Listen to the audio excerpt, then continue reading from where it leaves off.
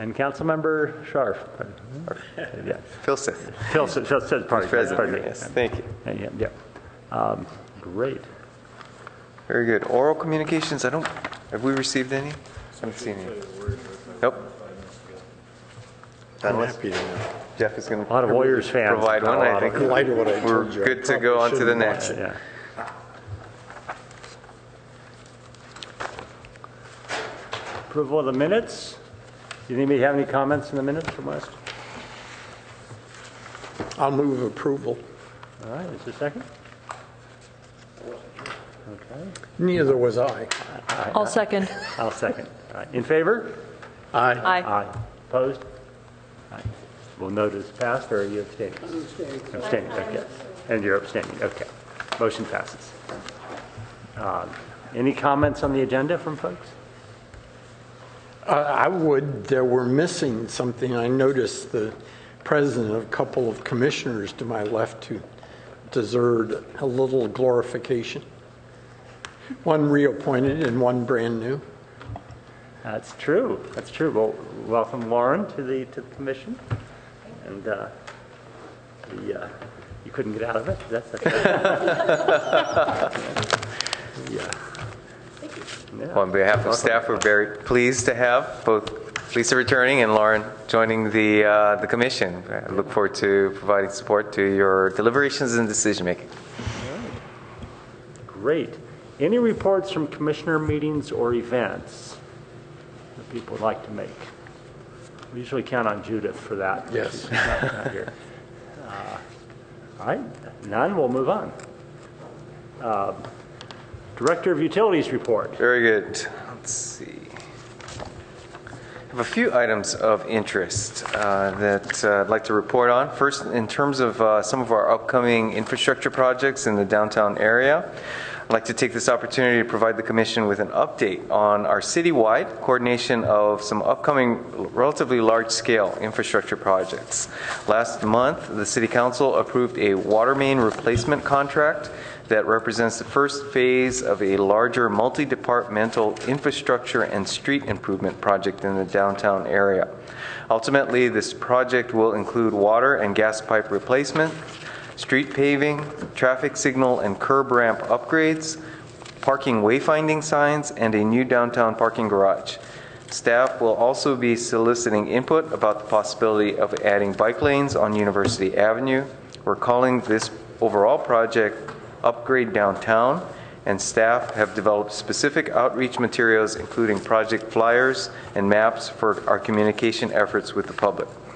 We will start next week on Hamilton with a water main replacement project. The majority of construction along University Avenue, including water and gas pipe replacement, is planned for 2018, although work on University Circle will occur later this year in 2017. We anticipate the work will be completed by early to mid 2020, so this will be quite a period of construction. City is hosting a series of open houses where staff will, from each department, will be available to answer questions about the various projects. We invite you to join if you're available. Schedule includes this Friday, June 9th, from 4 to 6 p.m. at Johnson Park, actually in the park at Johnson Park, with staff providing briefings and, again, open house, literally, and information about upcoming projects. Next will be next Tuesday, June 13th, from 8 to 9:30 a.m. in the community meeting room here at City Hall, and next Thursday, June 15th, from 11:30 a.m. to 1 p.m. at Lytton Plaza. A new website, cityofpaloalto.org/upgradedowntown, provides detail on the open houses, project maps, description, and timelines, and allows people to subscribe to receive updates as the projects progress. Also, a special email inbox, upgradedowntown@cityofpaloalto.org, and a phone number 650, you like this, 329-2DIG, to DIG, are set up for people to contact us with questions or concerns. I'm not sure how we got that number. Let's see, another item to add to your calendar. Hopefully you are... Just the important thing to note, that's run by the Department of Public Works, is that correct? Actually, a variety of departments will be involved, and we will be running our own utilities projects. So I'm sorry, you're referring to the construction projects or the phone number? Project, yes. Actually, it will be a variety, but we will be running the first phase. So if we hear abuse, that can be directed properly to us or to the other Well, departments? to us. All right, Via you to us, Okay. absolutely. All right. Not abuse, just perhaps concerns as the case may be, but hopefully we'll be well prepared to deal with issues as they come up. Another item for your calendar, Monday, July 3rd, obviously the day before July 4th holiday on Tuesday. We're actually planning what we're calling the Municipal Service Center Open House. We expect it will be a relatively light day. Actually, a number of staff will be off. So recognizing both the holiday that will follow, as well as an interest we've had in doing an open house for our field services units, both within the utilities as well as public works, administrative services that runs the warehouse. We'll be hosting this Municipal Service Center open house on July 3rd. We'll have the MSC, as it's known, open to the public between 10 a.m. and 2 p.m. with project demonstrations and displays of our mostly behind-the-scenes work. We'll have employees, as noted, from utilities, public works, and administrative services participating. The event is an opportunity for us to showcase the important and interesting work that we do every day with our coworkers and with the community at large. So it's as much an opportunity to share among staff the work that is often again, kind of heads down and folks focus in their own area, but recognizing it's hopefully will be a relatively light day. We'll be having both cross division information and sharing among staff, as well as we're inviting staff to bring their families as they'd like. We invite the UAC and other members of the public to join us, and we'll be getting the word out more broadly very shortly. Okay, next upcoming milestone related to our carbon neutral gas portfolio, which will be launching on July 1st. Council approved carbon neutral gas plan launches officially next month in July. Gas utilities customers will see a new line item on their utility bill reflecting the purchase of carbon offsets to balance the carbon emissions associated with their natural gas consumption. City of Palo Alto Utilities is preparing outreach material to customers and has briefed the Customer Service Center with talking points to answer questions about the program for callers who contact us. Let's see, last item of somewhat news is our heat pump water heater workshop that was held on May 24th. Our department, Utilities Department, in conjunction with Passive House California, jointly held a workshop to raise awareness regarding heat pump water heaters. Over 70 people attended, most of whom were residents or contractors working in Palo Alto. HPWH, as it's referred to, manufacturers, utility staff, and development services staff were available to answer questions. Staff will post workshop materials online at cityofpaloalto.org/HPWH-pilot. Also, just a final note on your calendar, we'll speak to later in the agenda that the July 5th UAC meeting has been canceled and rescheduled to the following Wednesday, July 12th. And that concludes my general manager's report. Excellent, thank you. Thank you. I don't think we had any unfinished business. So we'll Can I make one really fast comment? Please. Along with my good friend, the heat pump water heater, I got to see my very first single unit washer dryer. We were talking about just before it got started. And it's a condensing cycle dryer. So it's kind of like the heat pump equivalent to a dryer. So you put your clothes in it, they wash, and then the condensing cycle starts and it pumps the moisture out of the air with the clothing. And so used at the right time of day, that could be another way to reduce carbon footprint. Excellent, thanks for mentioning that. That was in Menlo Park, by the way, so that was awkward.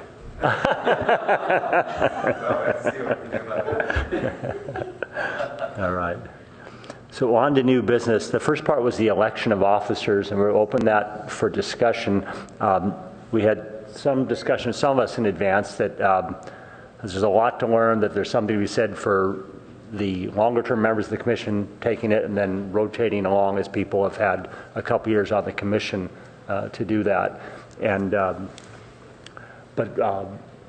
Arnie was willing to serve as deputy commissioner. Did not get a chance to get a hold of Judith. I'd be willing to serve as chairman or deputy chairman, as chairman for the 1 year. But we don't want to preclude other people from sticking up their hands if anybody has strong feelings on that, or want to wait a year for us to roll off that position. I'll move the acting chair's recommendation. All right.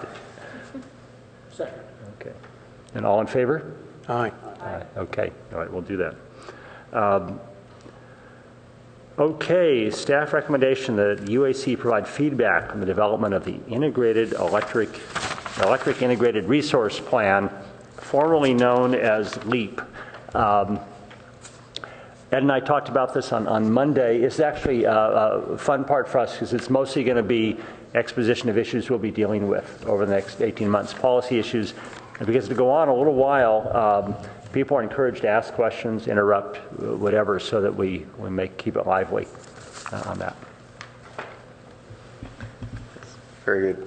Jonathan, would you like to lead off? Good evening, Commissioners. Jonathan Aubenschein, Assistant Director of Resource Management. And I wanted to introduce Monica Padilla, who is our Senior Resource Planner and expert in our electric portfolio. What you have in front of you tonight is the beginning of a 1.5 year long process of examining our long-term strategy for our basically our electric energy sources. I'll let Monica will do all of the introduction here, but I want to just prep you a little bit to understand that this is going to be a very long presentation with a great deal of detail. We're not expecting that you're going to become an expert in everything that we talk about tonight. In fact, practically everything we talk about tonight you're going to see again as we drill down more deeply on specific topics. But if there's one thing that you take away tonight, it would be the list of policy issues that we plan to talk to you about over the next 1.5 years and that we're looking for feedback and guidance from you on. So with that, turn it over to Monica.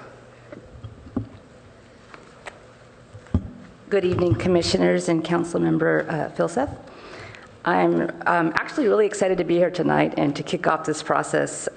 I've been an employee with the city for almost 30 years and have been involved in several of the integrated resource plans here at the city, but this one by far seems to be the most exciting one for me. So I hope you guys also find it as equally exciting and engaging.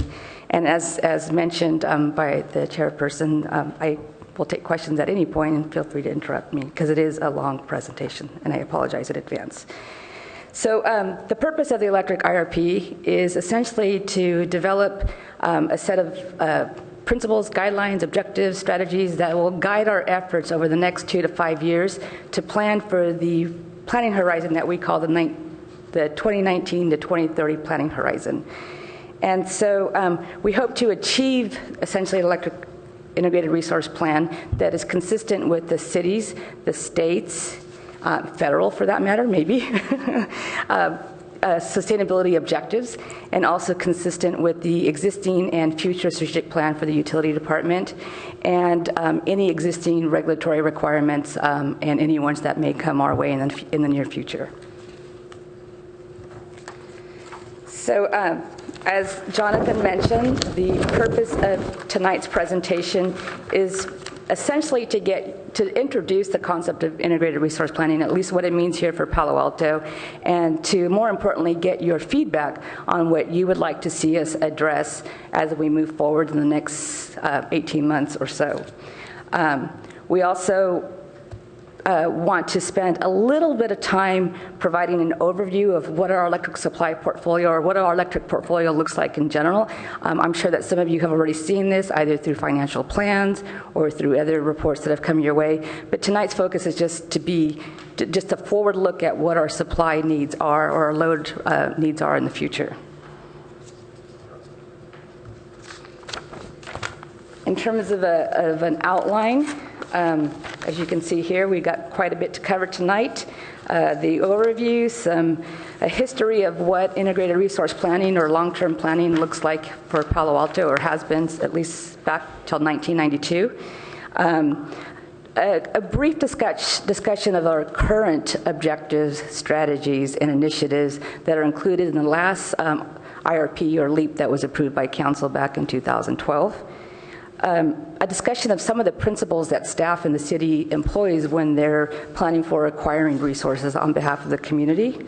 Again, a list of key policy questions that we feel are important. They're not an exhaustive list, and we're certainly open to hearing additional policy questions. And then last but not least, a proposed work plan on how we're actually get to the point of developing this plan and delivering it to whoever needs to see it.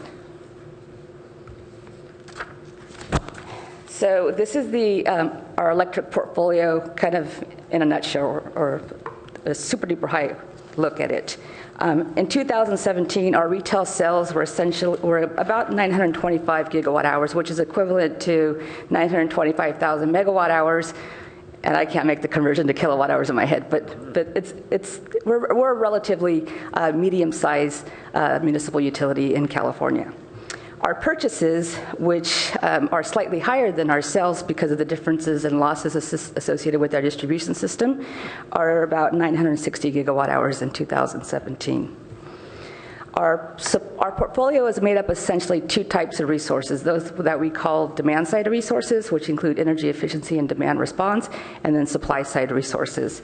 For energy efficiency, our current plan includes a target of 5.7% reduction in load, cumulative reduction in load by the year 2027, and that's a plan that Council just recently approved, I believe in March or May, and I'm assuming that the UAC also reviewed that plan as well.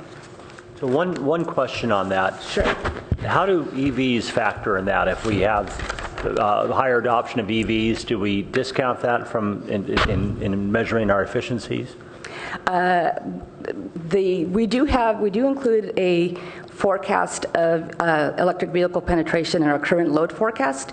And so when I show you the load forecast, even though I haven't pulled out EV penetration, it exists in there. And as we move forward through this discussion over the next 18 months, one of the key plans that we'll be developing is this plan called the Distributed Energy Resource Plan, and that'll talk more about distributed generation, energy efficiency, energy storage, electric vehicles, all those components that are more centered to the distribution system in Palo Alto. But currently it is factored in our existing load forecast. I can't tell you the actual impact to our load, but if there's someone here and there's a staff member in the audience who could probably... Would you take that component out when you measure efficiency? Yes. Okay. According to Shiva, yes. Right. Okay. Good question, though. Brief question about the losses. So 3.5% losses, is that pretty typical for utilities? Yeah, okay. That's pretty standard. And as we move through the process of developing the Distributed Energy Resource Plan, we'll also look at opportunities to reduce those losses on the distribution system. Because isn't a number for the total T&D something like 7%? And so this is just the distribution. Just the B half, right? Right. So the distribution half's like 3.5%, and then 3.5% or so would have been from transmission. Exactly. Yeah. For the U.S., that's a decent number. Exactly. So on the supply side of our portfolio, we tend to put it into two major buckets. It's either a renewable resource, and it makes up our renewable portfolio standard. And for the year 2017, we expect that to be roughly 60% of our retail sales. And so when we talk about RPS, or renewable portfolio standard, we always talk about it as a fraction of retail sales, because that's what the RPS requirement requirements are. In terms of our other supply resources, they're essentially large hydro. And so we have two sources of large hydro. One is our western-based resource, and the other is our Calaveras project, which we are part owners of, and that makes up about 52% of our supply needs. And so when you add up our renewables, which is 56% of our supply needs, which is different than our RPS, plus our hydro, you could see that we actually have more supply than what we need, and so we are surplus, and we got to that place because of our investment in renewable resources. So this graph here shows... Quick question on that. Does that assume sort of a normal precipitation year? Yeah, sorry, yes. Everything that I talk about is based on an average hydro year going forward. All of our planning assumptions are always based on average hydro year going forward. Okay. Yeah. So is it part of the discussion eventually, sort of like what this looks like if we have another multi-year drought? For sure, yes, certainly. Okay. Yeah, we will have a whole discussion related to hydroelectric resources, where the main focus there would be the value and the uncertainty associated with hydro resources and how it fits in, how it has fit into our portfolio and how it'll fit into our portfolio going forward. So here you can see our projected load forecast. So I'm not showing any historical load on this graph, which is kind of interesting in itself, but right now we're projecting to be on a decline in terms of load. And if you were to go back, say, to the year 2000, our load was closer to 1,100 gigawatt hours. So that's a 15% drop between 2000 and 2017. And that drop has come partly because of our energy efficiency efforts, and then also partly because of economic changes or the way changes in the way our customers are made up here in Palo Alto, and then also a direct response to some of our rate strategies. So how do we, maybe I should ask this question later, but to the point on EVs, how do you build a plan with EVs if all of a sudden EV uptake starts to become ahead of schedule? Because when I run the math for my own family and my own house, when we go to EVs, it's kind of like doubling your house load. Because EVs are so intensive compared to even this building right here. I mean, this is, you could tally up the lighting. This is a pretty small load, even with the ventilation that's running, compared to fast charging a Tesla or two outside. So if all of a sudden you have this uptake, it could be that, there's this nice decline in, say, lighting demand, ventilation demand, because those devices are becoming more efficient. Meanwhile, you have a whole bunch of penetration of EVs in Palo Alto because maybe the carpool lane law gets extended past 2019 or something. Yeah, and so my understanding is the projection based on kind of a base case scenario of what the EV uptake is going to be essentially gets absorbed, that increase in load gets absorbed by the energy efficiency that we're projecting. And so in the event that it wasn't, say we did have this dramatic increase, then none of our plans are so rigid that we can't make modifications, and that would essentially be acquiring more renewable resources or whatever resources we need. But I can certainly invite my colleague Shiva Swaminathan to come talk a little bit more about EVs, maybe as we get... Well, this is a preview of what we're going to get over the next year and a half, so that'll be an interesting topic.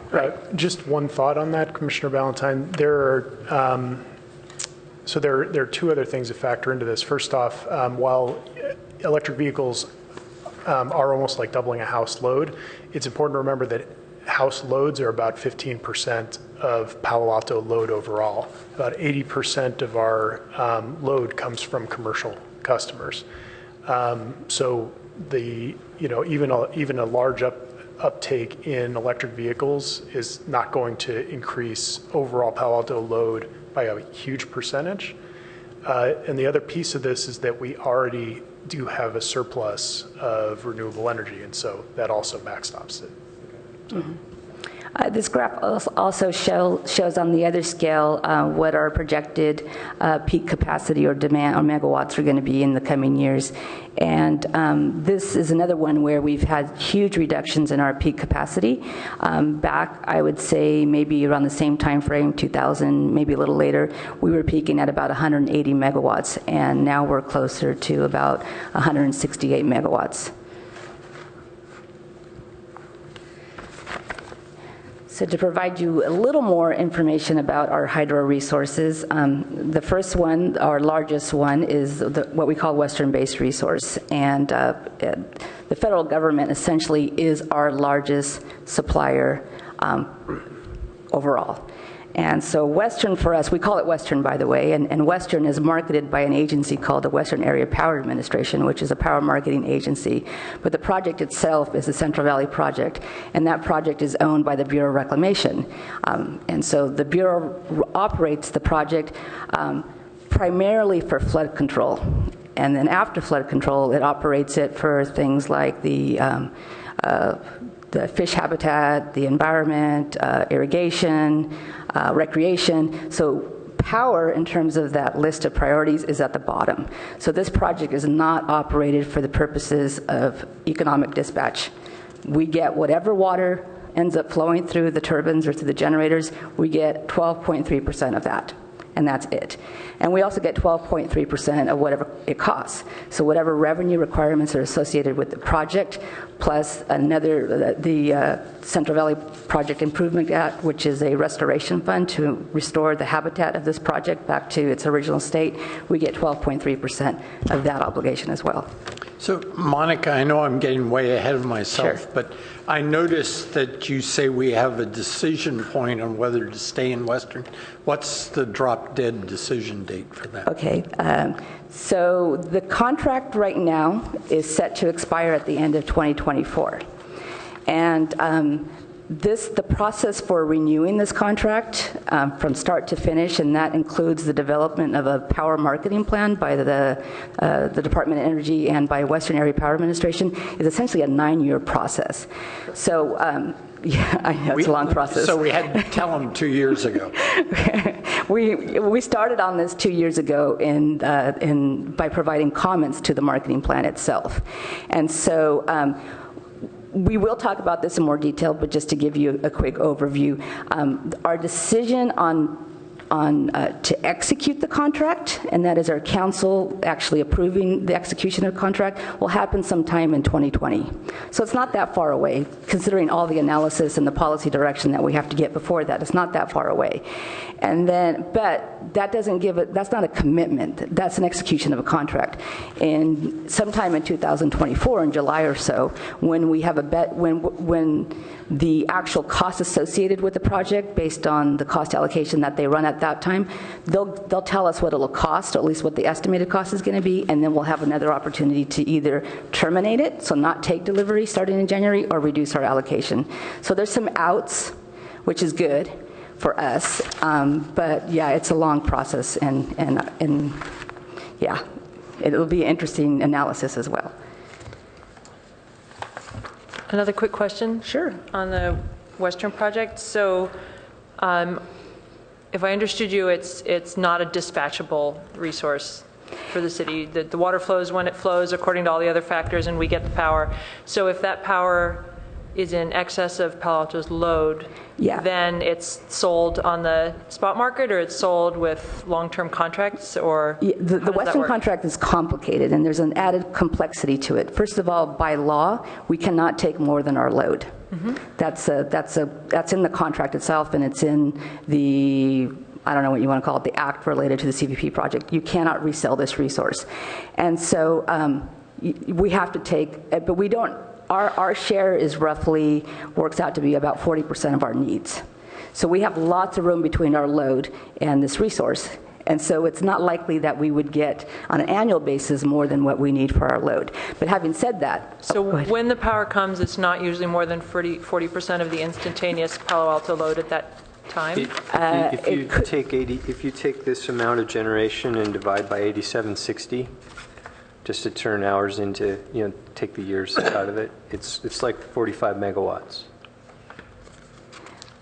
I'm going to add one layer of complexity to this, though, too. So when we signed the Western Base Resource contract, or when we went to execute it back in 2004, we also entered into an assignment agreement with the Northern California Power Agency, which allows us to pool our share of Western Base Resource with other members at NCPA. And so the load limitation essentially gets spread out between all the members, and so we pool that resource with them. But again, on a total level, we cannot exceed our load.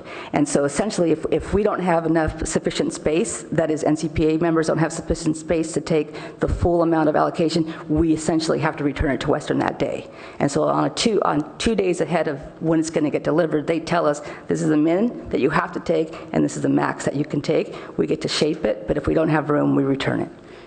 Okay. All right. Return it for free? Exactly. Okay. Yeah. But that never happens, right?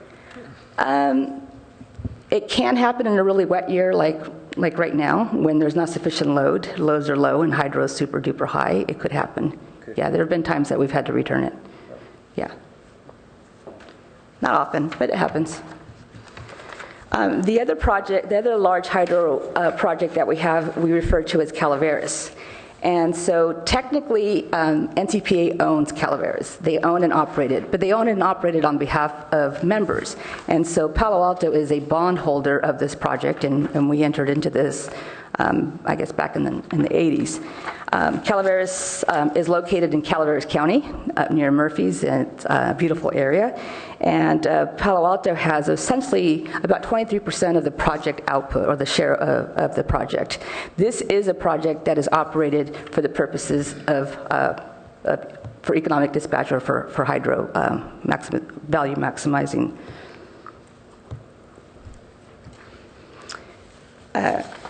In terms of renewable resources, we have 12 resources that have come online. These don't include small hydro, and then 13 that we've committed to. And these resources are located throughout California, mainly in Northern California, but there are some in Southern California as well. And they include 5 solar projects, 2 wind projects, and 5 landfill gas projects. Both Western and Calaveras have small generators on the facilities, and those small generators also count towards our RPS. We can't count large hydro, but we can count small hydro. We'll have a big discussion about our renewable portfolio standard as well, and including some of the issues that we're facing with overgeneration related to the solar, and some of the issues that the grid is having related to overgeneration, and how to manage that best within our ability. But the main point I want to make about our renewable portfolio resources is that we have a very diverse set of resources that span almost the whole state. They vary in terms, they vary in length, they vary in size, and they vary in price. So it's quite a diversified. The only thing we don't have in our portfolio is geothermal, I guess, and biomethane, and that's by design because they were too expensive a resource when we evaluated them. So this graph here shows you essentially our energy load resource balance. So again, you can see that we have more resources than what our load can sustain. And we also, for illustrative purposes only, because we're not recommending this, we put what would happen if we didn't renew the Western contract. And so you could see it's quite a big drop in 2025 if that contract didn't exist. Oops. Do you happen to have handy what the minimum load is on a typical Palo Alto day? If 168 is the peak, and 100 megawatts is kind of the average. It's more in the ballpark of 140 to 150. We don't have very strong summer peaking, and even in the winter, it doesn't get much below 130, I think. But like do you know what a nighttime low tends to be? Or maybe that's for next time around kind of a thing. Here's the volume. I think Shiva's going to answer that question. 90? Got it. Thank you. Shiva says 90 megawatts for the record.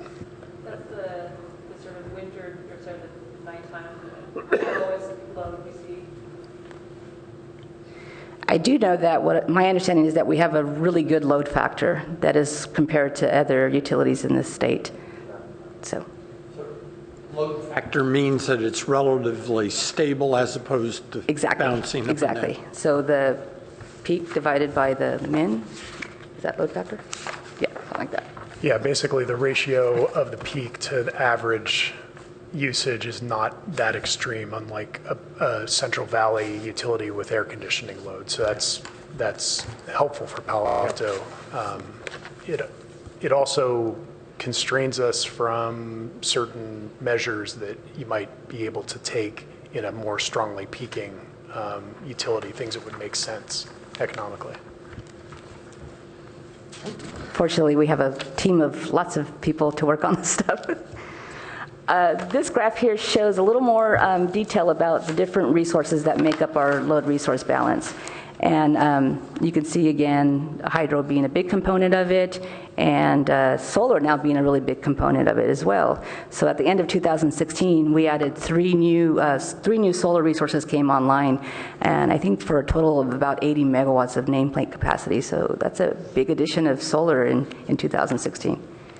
And like I said, we're managing the operational issues associated with that much solar as well. This here shows our capacity balance. The way we reflect our capacity balance is based on average, the peak capacity for the year. Our capacity balances requirements are based on a regulatory requirement that the California Independent System Operator places. They require that we provide for a 15% planning reserve. The City Council also adopted that same planning reserve as our capacity balance requirement. And so you can see here that we have sufficient capacity to meet that particular reserve requirement. We have other capacity requirements that we're obligated to meet, including local resource adequacy and flex capacity requirements associated with our intermittent resources.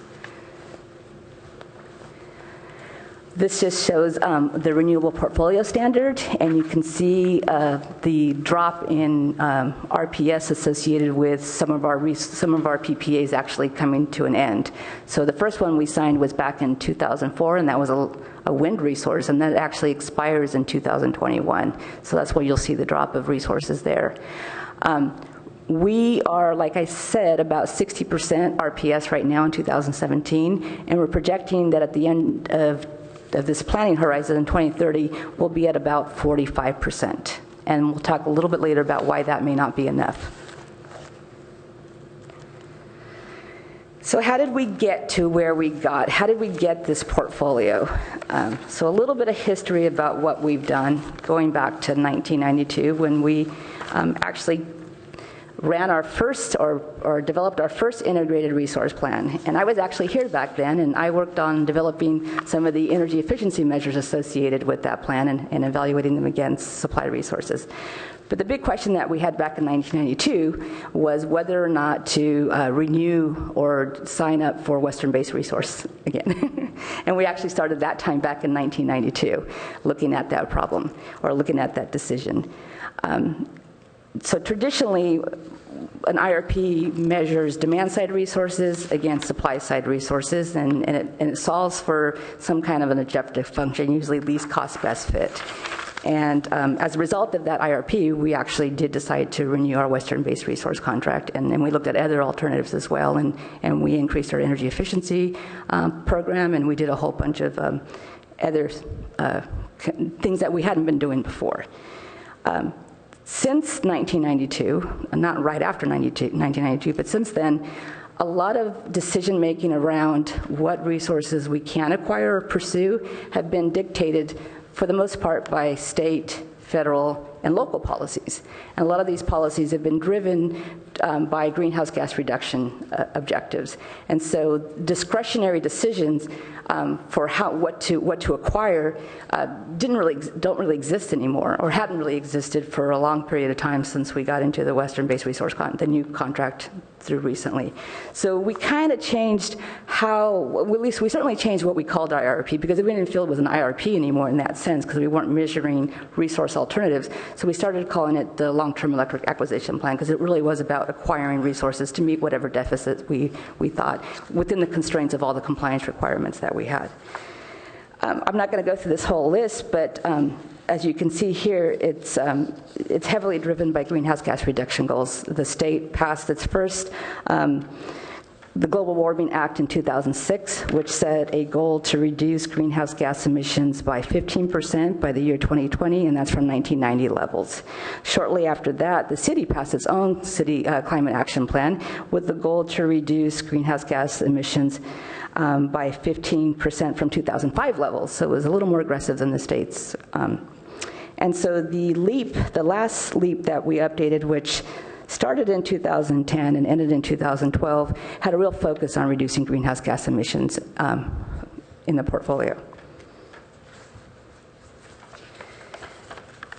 More recently, however, we have a new set of planning initiatives that we're absorbing and will include in our plan going forward. And that includes a recent law that passed in 2015, which we refer to as SB 350, so that's Senate Bill 350. And Senate Bill 350, the main objective there was the state wanted to make sure that all load-serving entities, including publicly owned utilities like Palo Alto, were on track to meet their greenhouse gas reduction goals, or on track to meet the state's greenhouse gas reduction goals by 2030. It also amended the RPS. So the RPS, which had been 33% by 2020, was changed to 50% by 2030. It also called for a doubling of energy efficiency by the year 2030.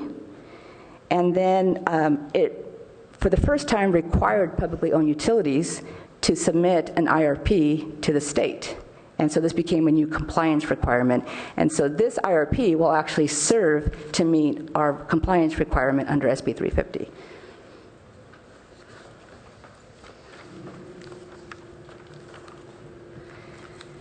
So the LEAP, I'm going to call it LEAP and IRP interchangeably. They're the same thing, in my opinion. That was approved by council back in 2012, and the one that we're currently operating under had three objectives, three main policy objectives. The first one being to acquire all resources based on a least cost, least total cost basis. And included in that calculation of least total costs, we had to look at all the environmental benefits and costs of all resources.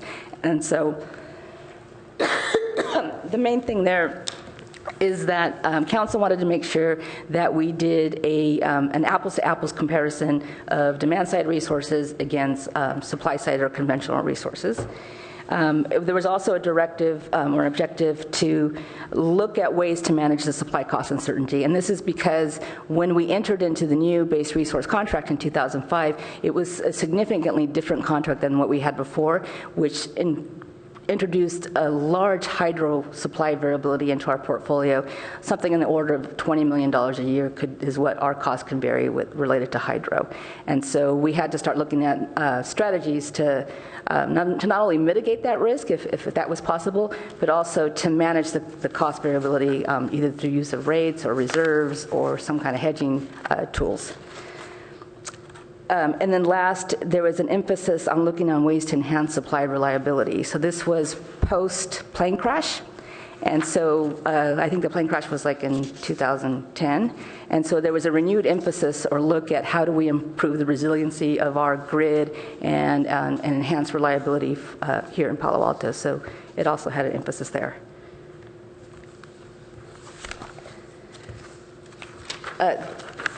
While council didn't necessarily adopt these principles, these are the principles that went into the development of the objectives and the strategies that then followed and how we pursue acquisition of resources for our portfolio. And the principles are quite simple. The first one is a loading order, and that's actually required by law. And the loading order essentially says that you will acquire all cost-effective energy efficiency. So if it passes the test, you have to pursue it. That's the law. And then after that, you go after cost-effective distributed generation, or solar, rooftop solar. And then after that, you go after clean resources. And so we follow that same principle. And then, of course, we have to meet whatever regulatory requirements we have, whether they be related to energy in the form of RPS or rooftop solar, or if they're related to capacity in the form of resource adequacy requirements. for not just the state, but also for Palo Alto, climate goals are really important. So we try to pursue now we have to pursue all carbon neutral resources. And then customer preference. This is a tricky one because even though we have a carbon neutral portfolio and we believe to be a superior portfolio, we have customers who want more than that. And so we have customers, commercial customers who participate in the Environmental Protection Agency's Clean Partner Program, or I'm sorry, it just lost me, which requires that they go above and beyond what their incumbent utility provides in terms of green energy. And so for those customers who participate in that program or need to participate in some kind of program for LEED certification, we actually will sell them or procure on their behalf renewable energy certificates from particular resources. Costs, always a principle is to try to minimize costs as much as possible. Along with costs goes trying to maximize the value of our existing resources and assets. And then risk management, how do we, again, minimize the impacts of the resources that are variable, and to the extent that we have exposure on the market, that risk as well. Is this a good point to ask a question about the work plan, or should I wait until the schedule slide to ask a question about the work plan? If you wouldn't mind, I'm almost done. Yeah. I think. I can do it. I'm not going to go over these, but these are the 8 strategies that were approved by Council as part of the last LEAP. They cover energy efficiency, renewable portfolio center, local generation, climate protection, market price exposure, hydro resource management, and transmission reliability. So supporting those 8 strategies and the 3 objectives were 38 initiatives. And these 38 initiatives were approved by Council. And essentially all of those 38 initiatives were completed. And those initiatives included things like evaluate, develop a plan, consider, redesign, that kind of stuff. And so we actually, over the course of 2-3 years, going back and forth to Council, completed all those initiatives. Some of the major initiatives that resulted from that include the development of a new 10-year energy efficiency plan, which is actually required by law. So whether the LEAP directed that or not, it's still here.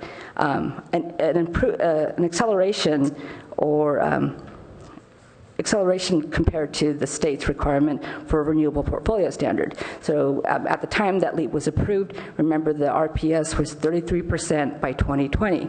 Our RPS that was adopted by Council at that time was to get to 33% by 2015 and to spend up to a ½ cent per kilowatt hour. And that's how we got to this 50 or the 60% that we're currently at, is because the Council said not only don't just hit just don't go for the target, but try to exceed the target.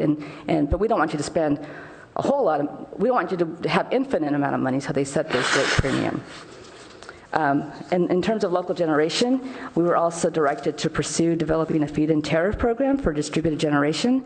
And we have the CLEAN program, which sets a cap of 3 megawatts. And I think you're all familiar with the CLEAN program. And it also directed us to develop a local solar plan. And so local solar plan was adopted back in 2014, and that sets a goal of achieving 4% total rooftop solar by the year 2023, or like what we say, 23 megawatts by 2023. It also directed staff to pursue 3 different program initiatives, one of them being a group buy program, which we've already done twice and have been successful at, a donation program, and then a community solar program. And later today, you'll hear a lot more about the community solar program. And then last but not least, which was on Council's mind the whole entire time that we went through the LEAP update, was to develop a carbon neutral plan. And so we did that. We did that in 2013, and it had essentially 2 parts to it. Until we got up and running with our RPS, they directed us to use the existing resources that we had, including energy efficiency and demand response and DG, plus large hydro, our RPS, and then to the extent that we needed to, we could use renewable energy certificates to balance our needs. This graph here shows what the carbon intensity has been and is projected to be because of our new carbon neutral plan. And so you can see that it's driven very much by hydro resources. And so when you see that the bar is really low, like in 2006, that's a really wet year. So the blue line represents an average hydro year for the two resources. And so when it's above the blue line, that's because it was a dry year. 2016 is in yellow because they're still estimated numbers. Until we get it verified, they're estimated. Okay, so moving forward. Can you go back that slide for a little Sure. bit? So if all our energy is either hydro or it's green energy from solar or wind, why do we have an emissions factor that, so many pounds? How do we get to that? Okay, so in 2013, when we adopted the carbon neutral plan, for instance, at that point we still had we still had market purchases that we had to make, and so Okay, so those trailed off after 2015. yeah. Okay. Yeah. Okay. And that's another discussion that we'll have in the future, is our carbon neutral plan. I know that there's a lot of interest in understanding what our carbon neutral plan is and how we can modify it or improve it going forward as well. Okay, so moving forward, as we develop this new integrated resource plan, we'll develop it with all the history kind of as background, and all the requirements and principles as things that we have to make sure that we cover. But then we'll also develop it in an environment that is highly uncertain. And so there's a lot of moving parts, and we want to try to develop a portfolio or a set of objectives and strategies that are robust enough to deal with these uncertainties. And I've just highlighted some of these uncertainties here, but they're certainly not all of the uncertainties that we face or all the potential issues that we could see in the next 2-3 years that would change the course that we go in the next 10-11 years. One of them includes a bill that's kind of in the works right now. I believe it passed the state Senate last week, but this is SB 100. And SB 100 is being referred to as a clean energy bill. It's a goal to get to 100% clean energy by the year 2045, and which also includes an acceleration of RPS to get to 50% by 2025. And so we're okay in terms of the general direction that this bill wants to go. We have a few concerns in terms of how they're going to deal with hydro. Our understanding right now is that large hydro would be included under the definition of a clean resource, and so that's great, so long as it wasn't built after 2018. We're not sure how they'll deal with contracts. So if you renew your contract, is it still considered an existing resource? So we're following this very closely. Sorry, quick question. I think Sure. you started alluding to the answer, but is there a working definition of clean energy? Under SB 100, the definition that I understand that is being kind of floated is one that includes CEC eligible renewables and large hydro. Yeah. I don't know if there's anything else outside of that. There's also talk about, the current cap and trade program as it stands is set to expire in 2020. And so there's been movement to try to extend the current cap and trade program beyond 2020, but there's also challenges associated with that. And so right now, Governor Brown is pursuing an extension of 2020 through a legislative fix, but it's been told that he's required to have 2/3 vote. And so whether that happens or not, we don't know. But so that's kind of up in the air. And for us, it's important because we get free allowances under the current program, and those allowances are used to offset the costs associated with the greenhouse gas reduction initiatives that we pursue. So we're looking at that very closely. There's also two kind of combined things, and one is, if you're familiar, is called the state water fix, which is the construction of the twin tunnels that will essentially divert water from above the delta to below the delta. And along with that, there's some work towards changing or trying to flow more fresh water into the delta, and that's called the unimpaired delta flow criteria. Both of these efforts have the impact of changing the value of our hydroelectric resources, because it may not reduce the amount of water that we get, but it changes when we can use that water or when we get that water, and therefore the value of those resources. So we're looking at that as well. And then under SB 350, one of the requirements or one of the directives under SB 350 was to look at regionalizing the Cal ISO. So that is expanding the Cal ISO beyond California. And so don't know if that's going to happen. It certainly is one of the initiatives that Governor Brown wants to pursue and leave as his legacy. But for us, it could be a good thing because it provides a greater market for us to acquire greenhouse gas free resources and possibly send other resources to. But it also introduces uncertainty around transmission costs. Who's going to pay for the transmission to move resources from Wyoming to California? And the way it's structured now, the answer would be us, Californians. And so with transmission rates being already really high and only projected to go higher, this movement towards regionalization has some of us really concerned. And so we're monitoring that too, and we'll have a whole discussion about transmission costs and transmission strategies in the future as well. And then there's always the idea of adding portfolio mandates or carve-outs. And these usually take the form of, okay, you have an RPS of 50%, and within that 50%, 30% of it has to come from geothermal or some kind of base resource. Those are scary for us because they create a situation where we now have to pursue not least cost resource, but this resource that may not be the best resource for our needs. And so we don't see any of those right now currently in play in terms of this legislative year, but they had popped up earlier in the year and then they kind of went away, and so we're always looking out for those. And then last but not least, what do our customers want and what's going on in the retail sector? So in California, just as by example, there's a lot of movement towards seeking out alternative providers, that is alternative to your incumbent utility. In 2017, it's estimated that 25% of all the IOU, so investor-owned utility load in California, is going to be met by one of these alternative providers. And these alternative providers include community choice aggregators, direct access, that is, some customers have the ability to go out and procure supply resources directly from a supplier other than PG&E or whatever IOU you're in, and then distributed generation in the form of rooftop PV or other forms of distributed generation. The state of California projects that by the mid-20s, so some less than 10 years from now, that number, that 25% number of IOU load is going to grow to about 85%.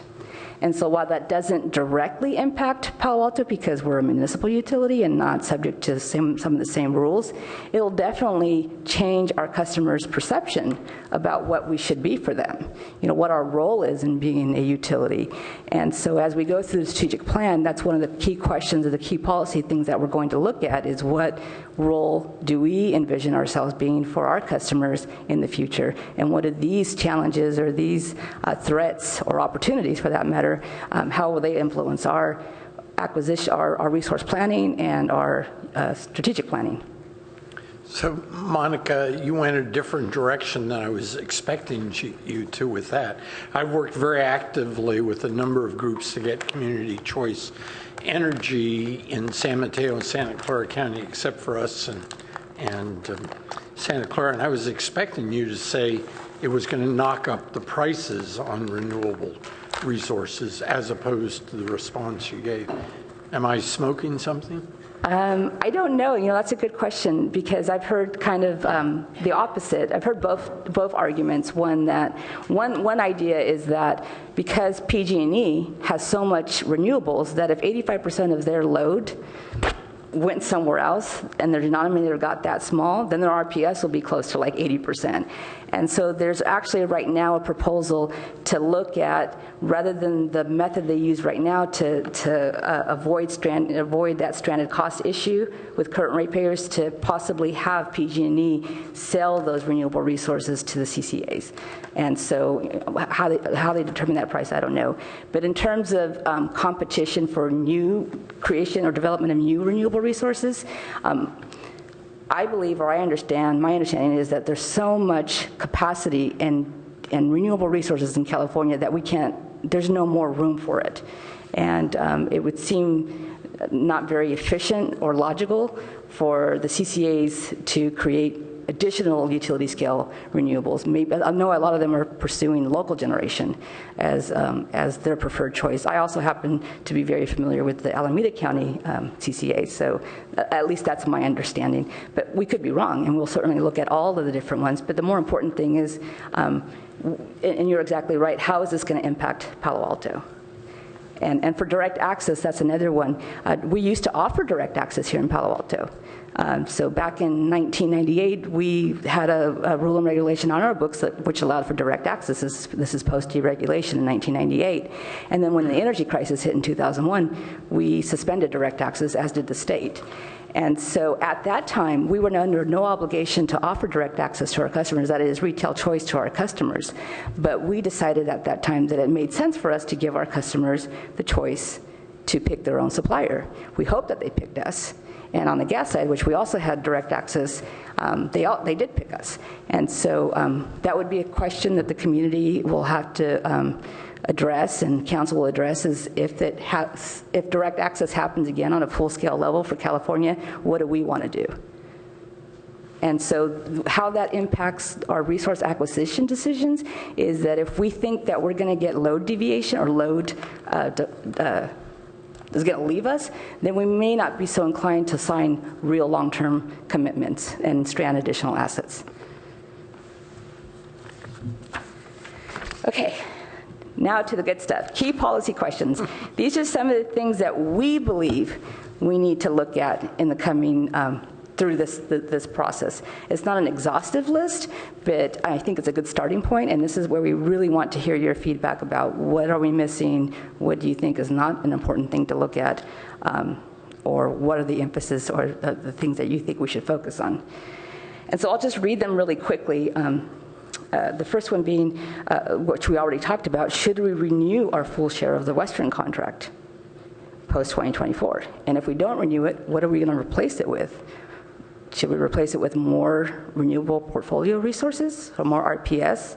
Should we replace it with additional clean energy? And where's that clean energy going to come from? Should we be looking towards the Northwest, Wyoming, somewhere else for additional clean resources?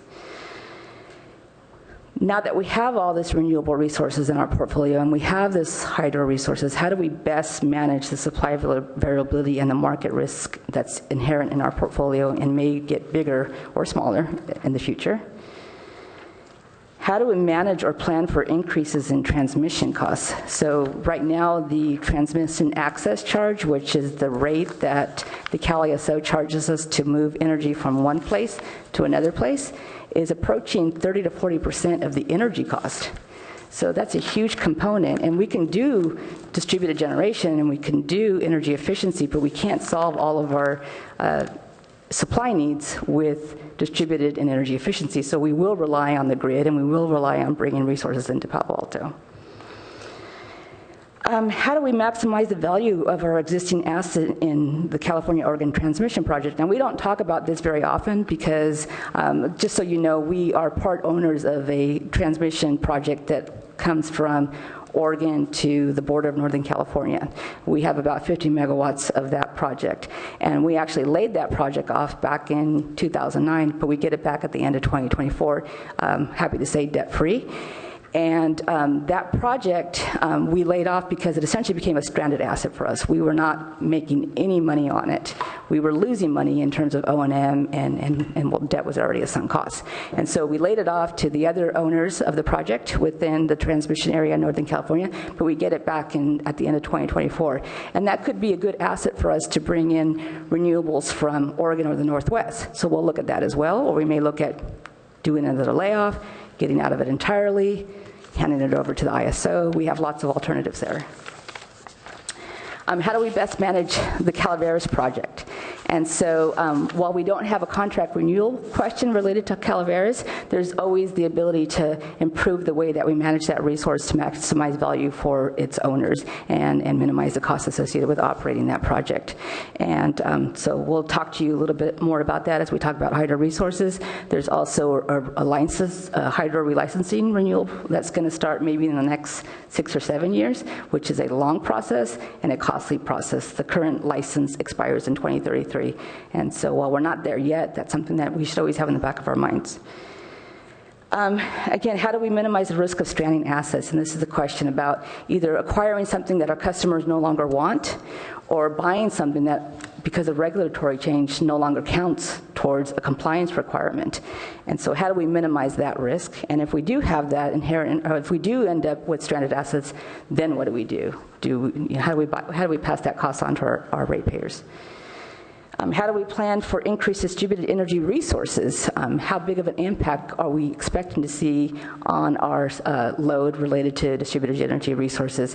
Some estimates are that we could see as much as 10 to 20 megawatts in demand response once we install smart meters. So how do we plan for that? And then also, how do we integrate the impacts of the city sustainability climate action plan goals, and that is electrification, including electric vehicles. And I think that was one of your earlier questions, and we certainly think that's also important and hope to address as well. And then last but not least, how do we define carbon neutrality for Palo Alto? I'm almost done. Okay, so this last graph is kind of a summary of the table that's included in the staff report, which proposes a process to get to the end result. And so what we propose is to have, like Jonathan mentioned, is a series of really in-depth discussions on these different elements. And it could be as detailed as you would like it to be. We would probably, just because of who we are, is come in with a lot of detail. And so that's our proposal, is to talk about each of those ones, pull out the key issues related to each of the different policy elements, portfolio elements, and then ultimately derive a set of objectives and key strategies and initiatives along with a work plan that we would take to council for also consideration. We'll also be talking to council as we go through this process. We have staff here that's expert in a lot of these areas, but we also have resources outside the city. As I mentioned earlier, we're a member of the Northern California Power Agency, and they understand the market really, really well. They are our scheduling coordinator. They operate our hydro facility. They operate our base resource contract for us, and so they're more than willing to come out here and talk to you guys about anything related to electricity. And so I would certainly welcome them to come and talk instead of me. So, and then the only thing that is set in stone related to our work plan here is that because SB 3050's requirement for our IRP, we have to have council adopt an IRP by January 2019. So that's the only thing set in stone. Everything else is up for discussion. And so with that, I will leave it here. I had a joke, but I don't know if I should share it. Please. Okay, so two fish were swimming. When they hit a wall, the other one said to the other, "Oh, damn." And that's where we are. Yeah, that's where we are. All right. Monica, that was terrific. That was terrific. Thank you very much. Yeah. So, Commissioner Ballantyne, you had questions you were holding off on. I noticed you had the table of work elements in the long version. Outstanding. I mean, thank you for putting all the details in a compact summary like that. I wonder if you have thought about the idea of how strategy around a rather tactical thing could impact your strategic options. Here's what I'm driving at. On the submarine where I got to spend some time, we lugged around. Definitely, if you looked at our strategic long-term energy plan, the plan was to use the reactor plant to make electricity. But we lugged around a diesel engine and a whole bunch of diesel fuel, enough diesel fuel to cross the Pacific, and a really big battery that was annoying. We had to go, climb down in the battery well and make sure it was safe to charge it and so forth. And we do that, periodically, because we knew that the day was going to come when the reactor plant would be broken, and we had to keep the ship happy. So I kind of imagine this triangle of our evolving reality as electric things go. We have a city initiative to electrify things that increases demand. We have people buying more and more digital devices, our Palo Alto citizens, garage doors are becoming, linked to cell phones and things like that, where when you suddenly, whereas 20 years ago, if you lost power for 5 minutes, you probably wouldn't even notice other than your clock ran slow. Now, you are upset because something in that whole thing is going to reset. You're going to have to figure out how to reboot it, and you probably can't get your electric car out of the garage. And there's an increasing number of disturbing threats, whether they be hacking related or sometimes even more nefarious. So, you kind of picture this triangle. It strikes me that the amount of work we're going to have to put into keeping the electrical infrastructure stable is going to have to increase. And yet I worry when things like local solar, when the grid's out of service, it's going to shut off. Now it'll stay on longer if those inverters follow with the new utility rule what, 27, right? So with Rule 27, they'll stay online longer and help to fight to keep the grid online. But if it's a real outage, they can't. They'll disconnect. And so I wonder if you might have, this has 9 things. Maybe it's even a little tiny thing, but it's kind of like your post-plane crash discussion where thing 10 could be what tactical pieces could we make part of our strategy so that then on those dark days we suddenly have more opportunities. So I was reading the part about the 20 to 50 megawatts of generator that we might put in, and maybe it's down close to where the park and so forth, landfill used to be. When you think about that in terms of the fraction of the Palo Alto infrastructure you could power up, it's a lot, right? If you wired it in a way that could run as an island. Now, if it could only parallel with the utility,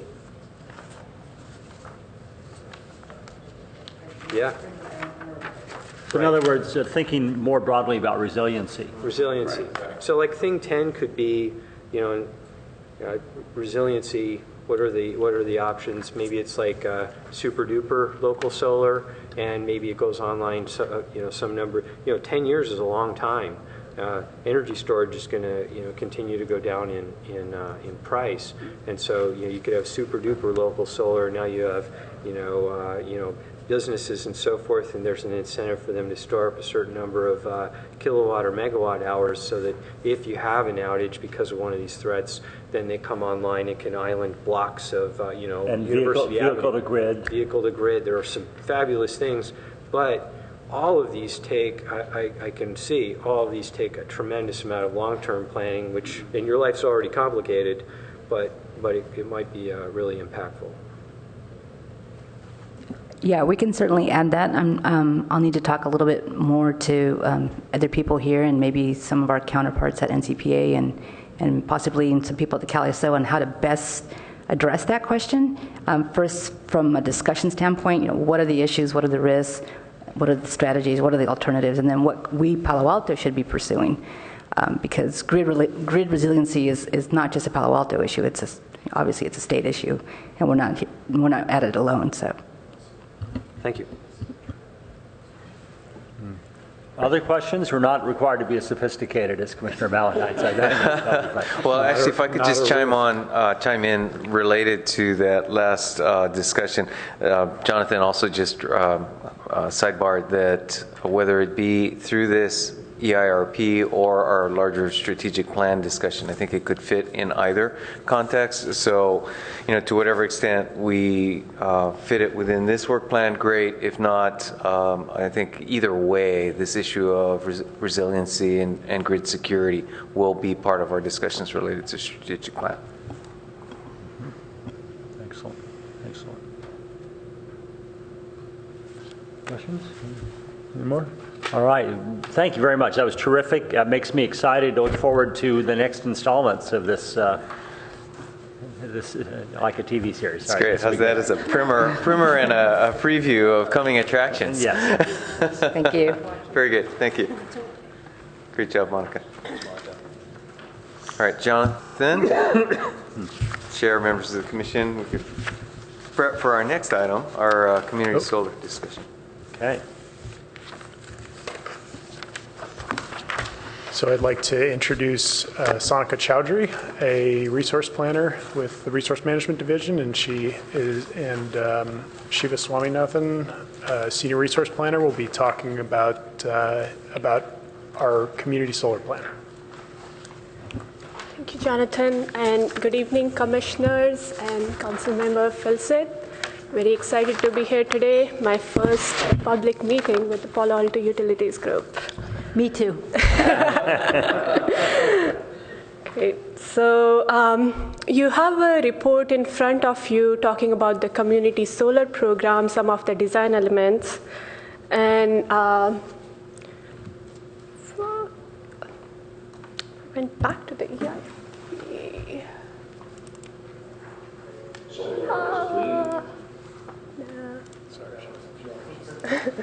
Okay. We're going to hear. Right, on the right Solar presentation power is now. clean. So seeking feedback and approval on the design elements for the community solar program, and also discussing our first project site, which is at the municipal golf course parking lot. So briefly, it's a short presentation going over some of the background, our local solar plan and how community solar fits in there, and into the discussion item, timeline, and next steps. And this is, we are looking right now 2 years out before launching this program. So this pie chart represents, as Monica briefly mentioned, we have a local solar plan to meet 4% of our electricity need from local solar resources within Palo Alto. And in the pie chart, the green areas represents the existing programs we have to promote local solar, and mostly rooftop PV under the net energy metering program or clean feed-in tariff program. The two parts in the pie chart, the blue ones, one which is a small one, silver, pulled out is our first project at the golf course parking lot. And if this model proves successful, we can get into other possible sites in Palo Alto promoting this community solar program. And we still have a gap to meet our 2023 goals, and which we believe will come through natural growth of rooftop PV through other existing policies. So before we get more deeper into that, I'll quickly play a 2 minutes video introducing the concept of community solar and what we are talking about, so all of us are on the same page. Solar power is clean, local, and more affordable than ever, and thus more popular. In 2006, only 30,000 American homes had solar panels. Today, that number has grown to over 1 million. But what if you don't own your home, don't have an ideal roof, or simply don't want to deal with solar panels on your property? Fortunately, community solar makes the benefits of solar power available to everyone, without requiring a rooftop installation or the maintenance and upkeep that comes with one. Instead, participants in a community solar program share the electricity generated by a large, single solar facility. Because solar power experiences economies of scale, a community solar facility can cost as much as 50% less to build and maintain than the same number of solar panels installed on multiple rooftops. It's easy to get started with the community solar program. First, you'll need to decide how much solar power you'd like. You can offset part of your energy needs, or all of it. To offset its total energy consumption, the average U.S. house would need 20 to 25 panels. In electricity terms, this is the equivalent of 6 to 8 kilowatts of solar capacity. Then, each month, you pay a special community solar rate applicable to your share of the electricity generated by the solar facility that month. The community solar rate applies to only you and your fellow program participants and may not increase over your stay in the program, protecting you against the uncertainty of future electricity rate rises. If you use more electricity in any given month than what is produced by your share of the community solar facility, you pay your normal electric rate for the excess electricity consumption. So while every home may not be able to host a solar panel, every consumer can now benefit from solar power. Community solar programs are making it easier than ever to transition to a clean energy future. For research and insights on community solar, visit us today. So solar power is clean, local, and more affordable than ever. And so that presentation was from solar power is clean. So, yeah. So that presentation was from CEPA, which is a national group, and some of the things discussed here is also applicable to Palo Alto. So we have this program in mind because it provides the option of solar for all, and especially for rental or people living in multifamily houses.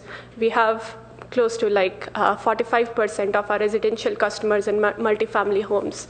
So that's one of the drivers for us to consider this program. Some of the things which might be different for Palo Alto than the national thing.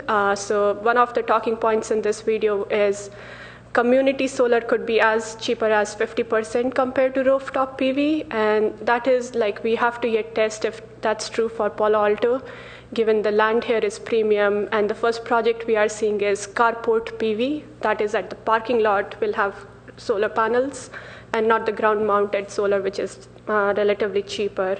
And we'll also look into what kind of rate hedge option we can provide to our customers.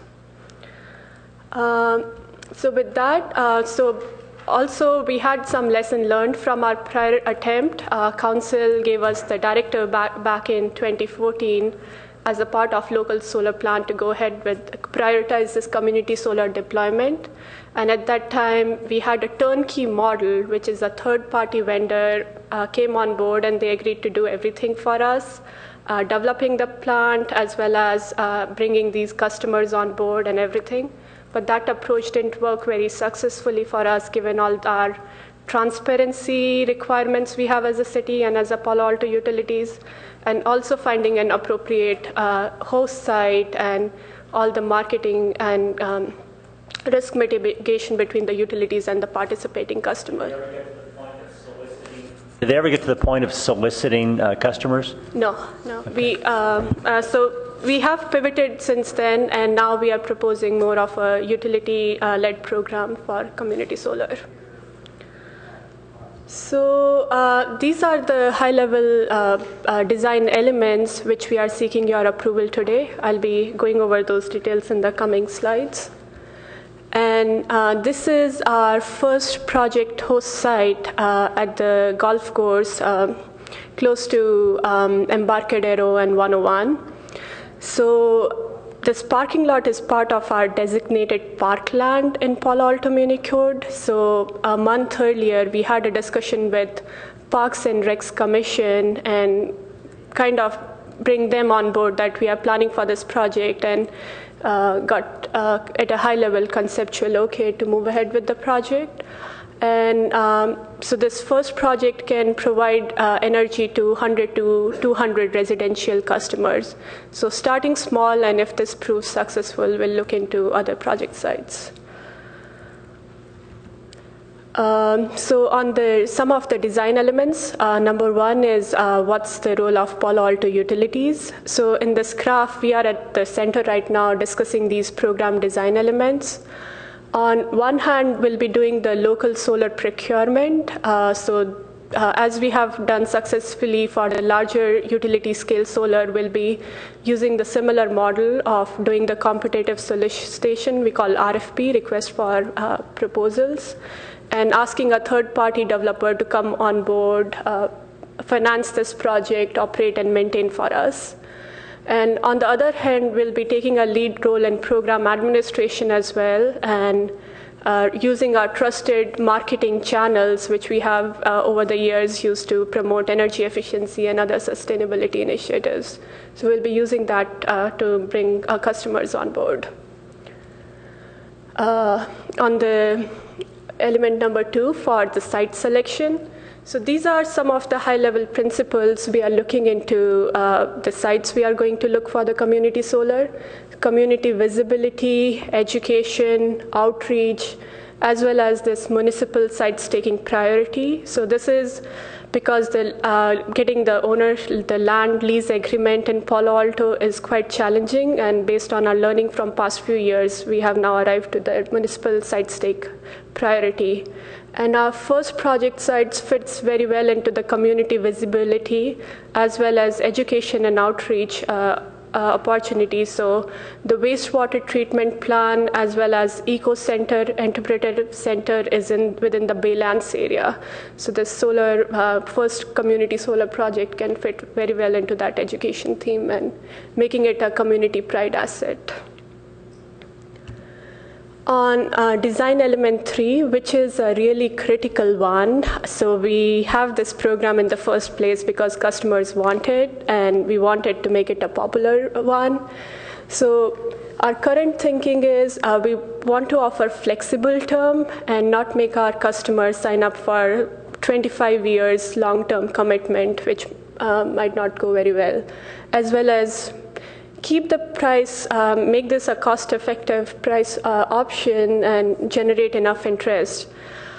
So given like our current estimates, it's likely going to be a premium product like our Palo Alto Green program. But we don't know exact fees which we'll be charging. You mean they'll be priced above our regular utility rates? To start with, yeah. Okay. Yeah. And we don't know exact fees where it turn out to be till we go through this RFP process to bring solar developer on board and what it will take them to build this 0.5 megawatt project in Palo Alto. And during this time, we also plan to engage our customer and seek their feedback in terms of program rules and the term of the commitment and what form of pricing option will be more popular with our customers. So just a question on the flexible commitment term. If I recall in the memorandum, there was the idea that it would be even as small as a year long commitment. And then I also remember seeing language to indicate that in the first few years there would be a price premium. And I think the video said the same thing. And then like over time, we may see credit if. So I'm just curious, if is there an expectation that it'd be hard to get people to customers would say, I'll wait till it's cheaper? Or is your sense of the community that there's enough interest in making something happen that there would be a lot of volunteers to pay? Or would this savings only accrue to those who signed up for a longer term contract? Or I'm just curious what your thoughts are on, because the sort of financial incentive certainly seems like there's an inflection point. Yeah, so Lisa, to begin with the program, we'll be looking into some form of demonstrated interest and pre-commitment before actually committing to construct this project. And we are looking up to 50% of the project capacity, some form of demonstrated interest we get before we move ahead and construct this project.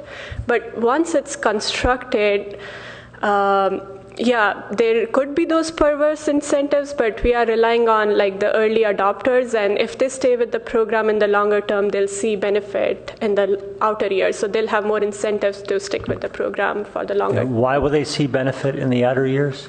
It is possible. So over the years, if our so their PPA price could be a fixed PPA price or an escalating one. If we go with the fixed PPA price and our supply portion of the retail rates increase over the time, or our avoided cost of utility increase over the time, there could be that inflection point, possibility of that inflection point. So in other words, you're locking in your supply cost for 20, 25 years. And if the city's retail rates continue to rise over that time, then the fact that you've locked in your cost for 20 to 25 years means you might have savings in the later years. But our retail rates could go down eventually as we start getting solar cheaper and other renewable. That's certainly a possibility. But you're all right. No, it's certainly a possibility.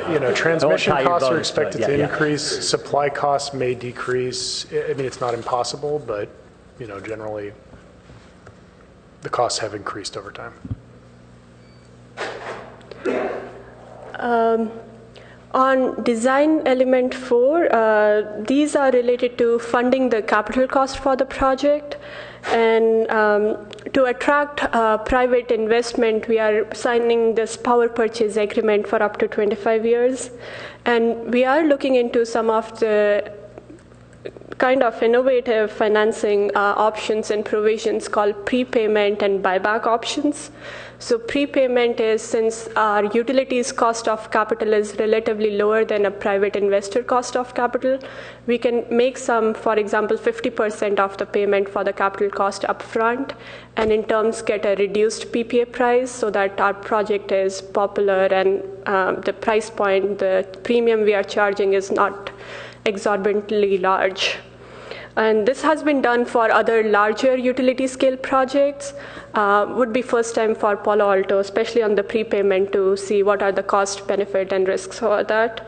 And similarly, buyback provision is also, if the private sector investors, they leverage their federal tax credits, it happens in 7 years, then we'll have an option to buy back and keep the PPA price competitive to offer it to our customers. And last but not the least is also an important one, how we minimize risk to other non-participating customers. So a few of the ones we have up here is looking for demonstrated interest, some form of pre-commitment before committing to build this project. Ensure our first project is popular. We are taking like a 0.5 megawatt is relatively small compared to our overall utility portfolio of 180 or 200 megawatts. And if there is any unsubscribed project capacity, we'll absorb it into our carbon neutral portfolio. So with that, here's a high-level timeline and milestones. So we are currently in the early stages of sharing the conceptual design, program design with UAC in June, and plan to go to Finance Committee and Council in August. And subsequent to that, we'll issue this RFP to bring solar developer on board. And that would be a challenging task for us to get like good participation in our RFP from solar developers and get a competitive price. So by January, in next 6 months, we hope to have this solar developer finalized through the process, and then give us a 3 months window for customer outreach and seeking this pre-commitment. And we'll come back to UAC in June for final approvals for our contracts, and as well as looking for required permits for the first project construction at the golf course parking lot. And if all goes as planned, our program, the first project, electricity will flow sometime in spring of 2019. And if this project is oversubscribed, we'll look into other sites for development. So with that, again, your approval of the design elements and feedback on the first project site we have proposed. All right, questions, please. Just a kind of a basic question about the finances. As I understand it, the city is going to enter into, or CPE, Palo Alto Utilities would enter into a power purchase agreement with the developer who's going to buy power at a cost to be negotiated with the developer. Yeah. And then it would resell that power to the participants in the program. And is it expected that you would sell it to the participants at the same price that we pay the developer? Or is there a delta there? So we'll pay a PPA price to the developer. When we pass on to our customer, they'll be seeing the PPA price, but it could be maybe netted against their supply, that instead of their commodity portion of the retail rates, the supply retail rates, instead of that, they pay that PPA price. Or it could be just a premium charge, a delta adder, like we did for Palo Alto Green program, that, for example, you are paying $0.015 more on your power purchase from the utility because you are getting from this local resource, and that calculation will take into account what price we paid to the solar developer and net it against our utility avoided cost. So you don't contemplate a situation where the city would be paying more to the developer than they're receiving from the participants? We'll try to make it balance, not be.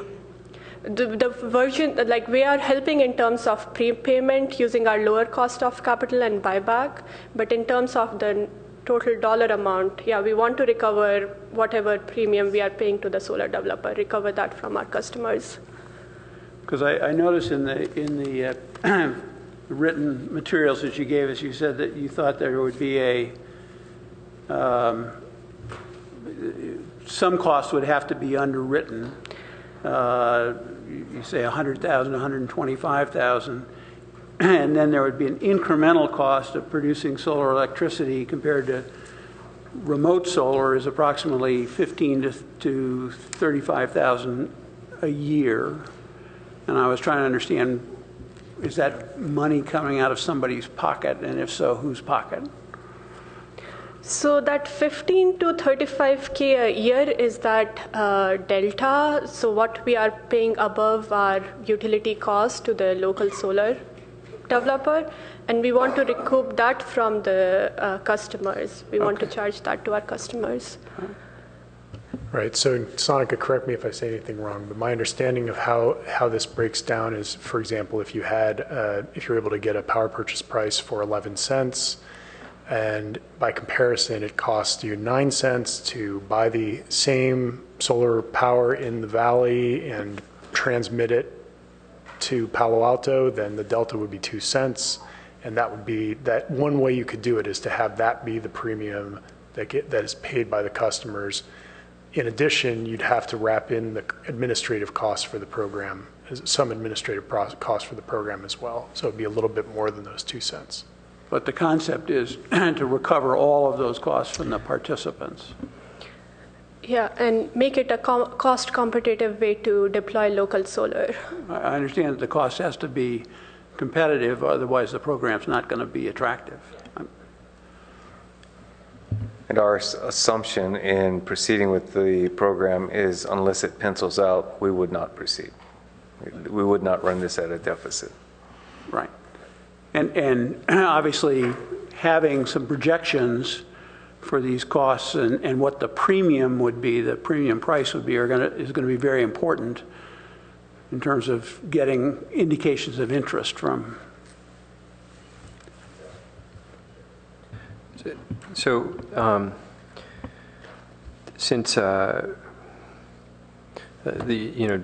your example, the advantage of having local solar as opposed to solar in Central Valley is that it is local.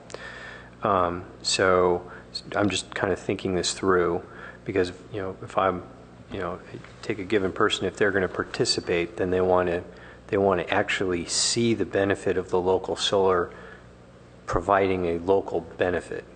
So by 2019, the new Rule 27 would be in effect, I would figure, because that's plenty of time from now.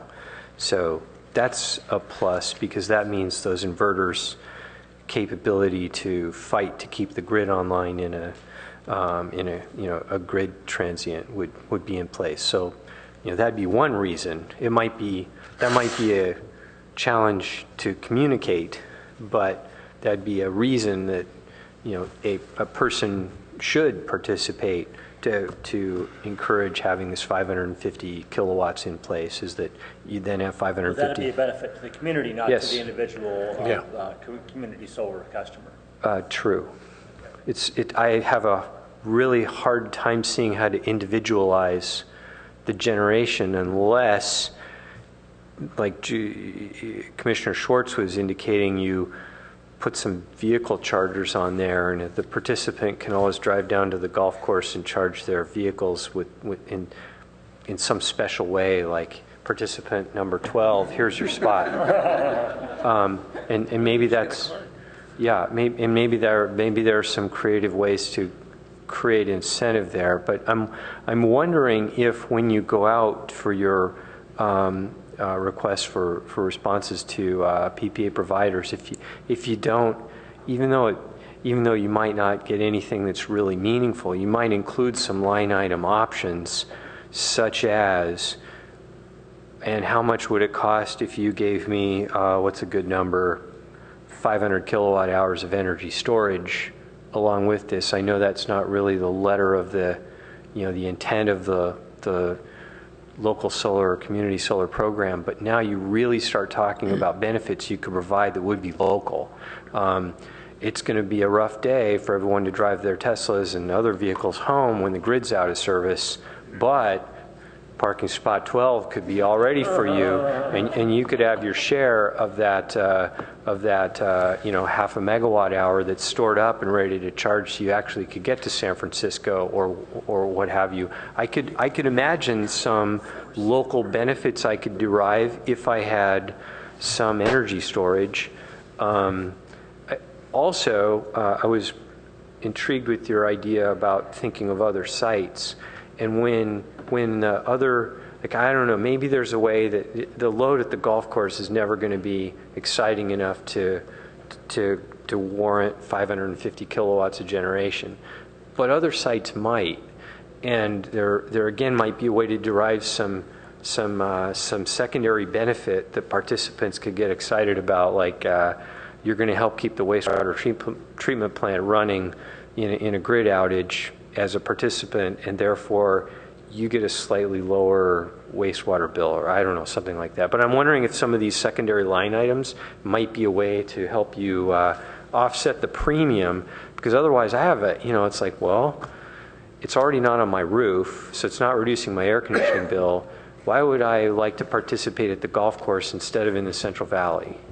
Right, because we're already getting right, and certainly ample solar. Avoiding that 3.5% transmission loss matters, but those are really just dollars because it all came from sunlight photons anyway. It's not like we emitted any more CO2 because of that. So.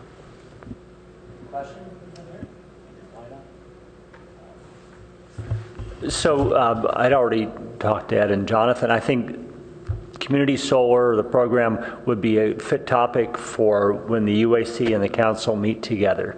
The Clean Program, Community Solar Program was adopted in policy in 2015, and this is before we've entered more of those long-term, lower-cost utility-scale solar projects. And I can see the benefit of having something demonstrable here in Palo Alto, maybe one. But I think our larger goal should be to get the cleanest power we can at the lowest possible cost, and that's how Palo Alto becomes a model for other folks instead of a model of how much we can afford as a community. If I look through the economics of this, it says the cost, we'd be paying $125K a year, between 15 to 35 premium over getting it from utility scale solar. So I'll call that $25K a year times 25 years. That's $625,000.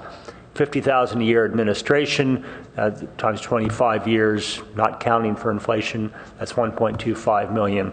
300K startup costs.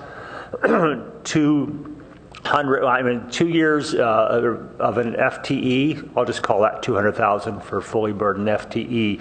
So we're getting up to about $2.4 million over the 25 years, which is about as much as you pay for the power that comes from that project over that. So it becomes double the cost when you add in all those things of getting it from the Central Valley, at least according to the numbers here. Maybe guesstimates might be a little bit lower. So we really want to think, and then that's the actual cost. And how much is shared by the participants in the program versus how much is shared by the city is a big question. The more we shift to the participants, the less they'll want less interest we'll have.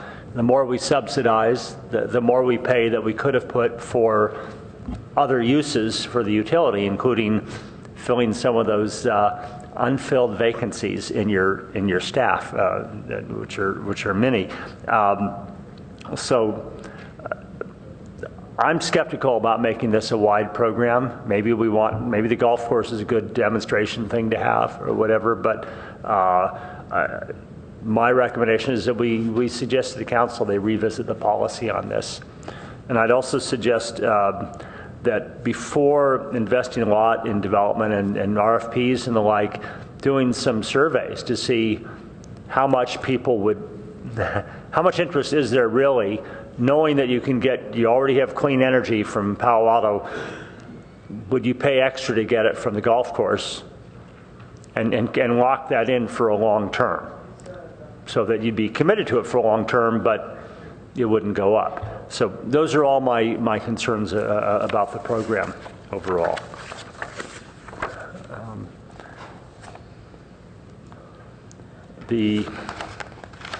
I guess pointed feedback here is that there's several of us with questions about the costs and value and wanting to make sure. And so more specific feedback is determining market demand first, which interrelates with cost, and then deciding how much to push forward, and getting a very detailed sense of how much we're prepared to subsidize, and maybe revisiting that with the council before we go forward in a big way. Other views? Yeah, just to add on, I super appreciate all the commentary so far, and agree with a lot of what the other commissioners have said. And I think a lot of us are trying to get at, what is the value that justifies the premium. And Commissioner Ballantyne talked about a lot of, value that could accrue to program participants. I do feel like it's an open question. How many community members are willing to pay a premium, and I don't want to presuppose it either way, because we've had good participation in other programs that were a price premium, and I don't want to assume that people aren't interested. And I also just want to throw into the additional sort of difficult to quantify potential benefits is shaded parking. Which, everybody gets to benefit from. And I don't know, again, if that's worth the $2.5 million over 25 years additional price point, but I just want to call it out as that there might be other public benefits that we can appreciate. And I had one other thought. I don't remember my other thought, so I'm going to stop there.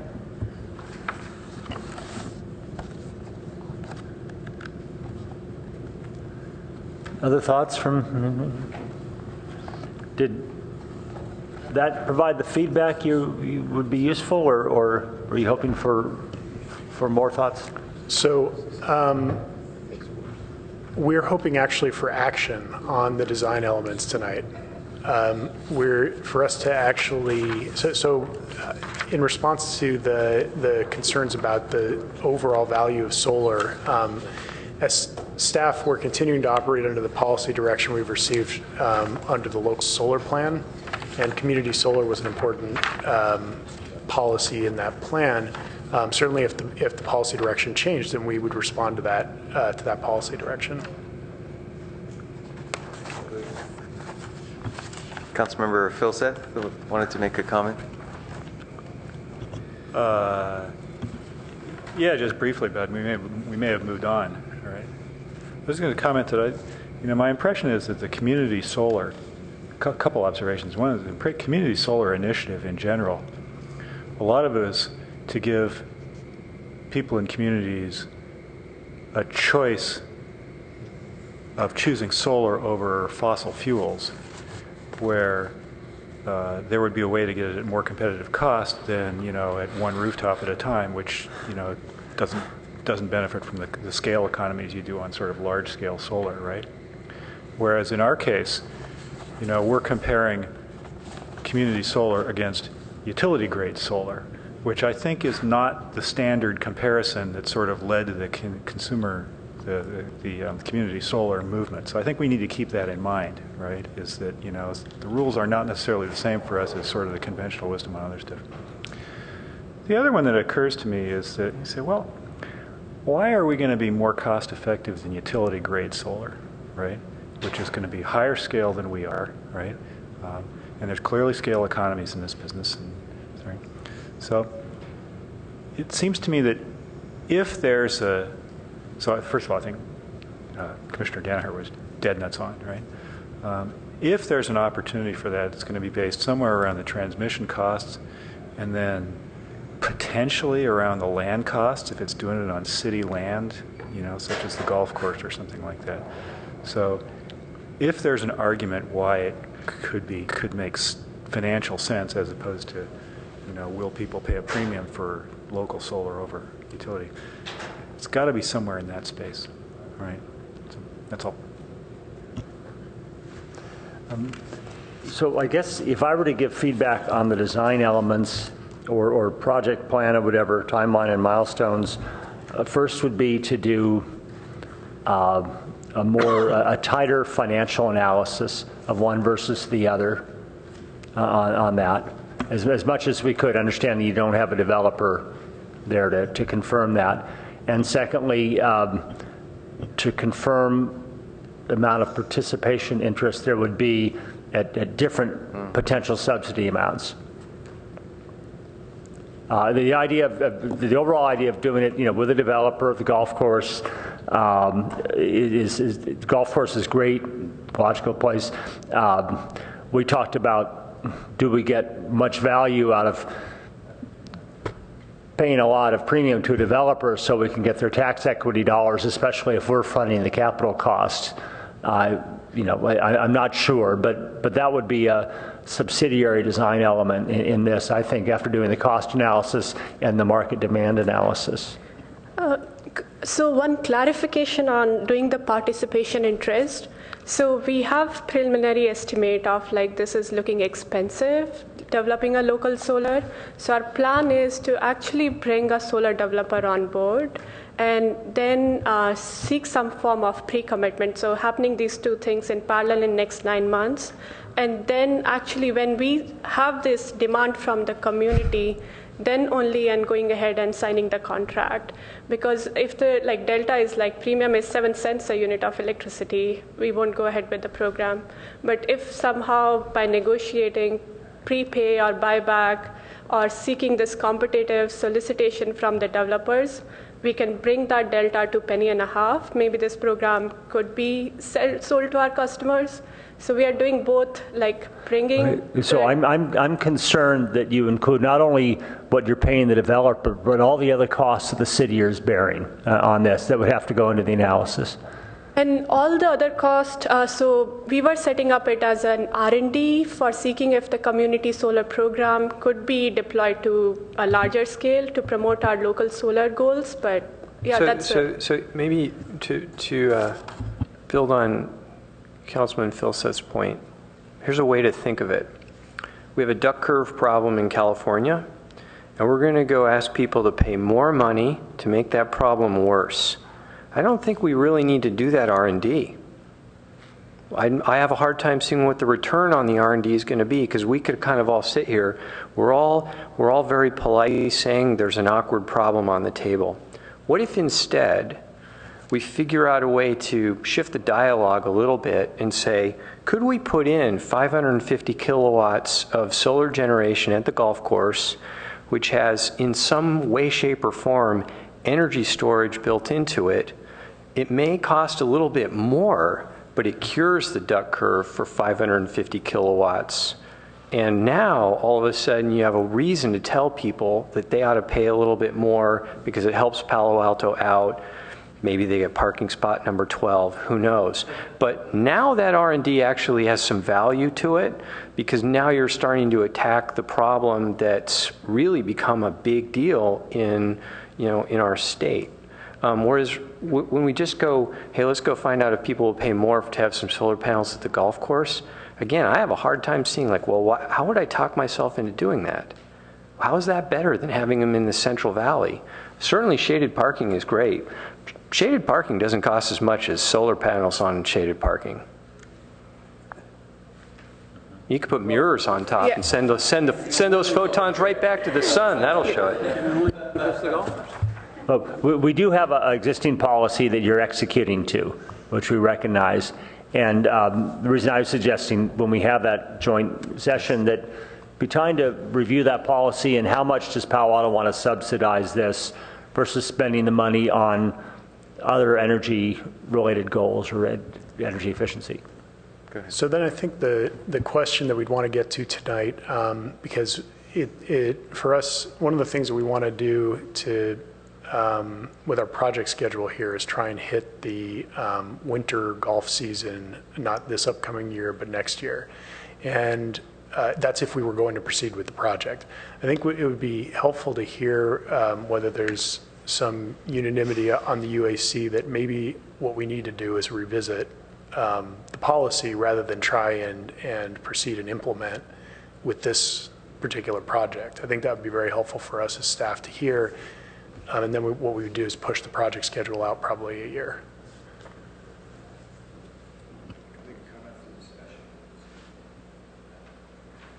This is an action item. We're asking for action on the design elements and feedback on the compliance of this golf course project with the design elements. So I'd like a little comment from our council liaison. I was going to observe that if the answer involves we need to go do some more work on the financial model, then I think everybody's better off if that answer, I mean, if that direction gets done tonight, then if we proceed, with the agenda item and do a bunch of work, and it comes in front of Finance Committee, and Finance Committee asks all the same questions, right? And then we direct it that way then, right? So maybe less politely. We're polite guys. The only other observation I would make, and this is sort of, focus group of one, okay? But, the obvious comparison is Palo Alto Green, where people did in fact pay a premium, right? So, my spouse and I were one of the early adopters of Palo Alto Green. We said, yeah, we're willing to pay more for green energy. So as I was getting ready to come down here, I asked my spouse, are you willing to pay 10% more for locally generated green energy as opposed to Central Valley green energy? And she said, well, if they can show me show me that, they're not killing desert tortoises and the utilities are, then maybe, otherwise. So I think it's not a direct comparison with Palo Alto Green.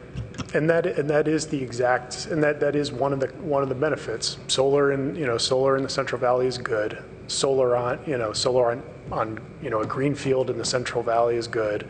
Solar on a disturbed site in an already used site in Palo Alto is better. That's one of the that you've hit on one of the selling points right there. The one thing I'd ask for, if there's more financial analysis to be done, I mean, I'd actually push back a little bit on that in the sense that I think we've learned the financial analysis is relatively simple. I think we've learned everything that we're going to learn without actually getting some quotes on this site. We know roughly what it's going to cost us to administer the program. We know roughly what it's going to cost us to build this site. There's not much to be gained, I think, from asking us to go back and do more analysis. If there's more to discuss about the policy, I mean, I think that probably moves the ball. It may be that we haven't presented the analysis that we've done. Well, I value your time as the RFP process, which would get you harder numbers on cost. How much time and energy and cost does that take out of the staff? The RFP process? It's going to be pretty significant. I mean, it's going to be probably a quarter time, possibly even to a half time for the next 4 to 6 months. My feeling is then if there is a way to have a policy discussion, 550 kilowatts of solar is not state of the art. There's not R&D, and I realize there is something to be learned about whether or not people. I have a hard time understanding how really something as small as 550 kilowatts in the Central Valley or in a desert area is actually killing a tortoise compared to some bay, animal that might live pretty close to the bay that wanted to dig in the dirt there or whatever. I think that would be a stretch. And being able to island that 550 kilowatts or have that 550 kilowatts dispatch at the appropriate time of day to actually make the utility's job easier, per the earlier conversation on the 10-year strategic plan, that's state of the art. And you would have R&D that would come out of that.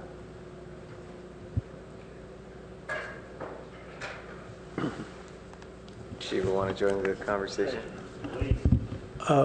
I think that idea about storage, Shiva Swaminathan, Senior Resource Planner, is a good one, but storage is expensive. So it will increase the cost by quite a bit.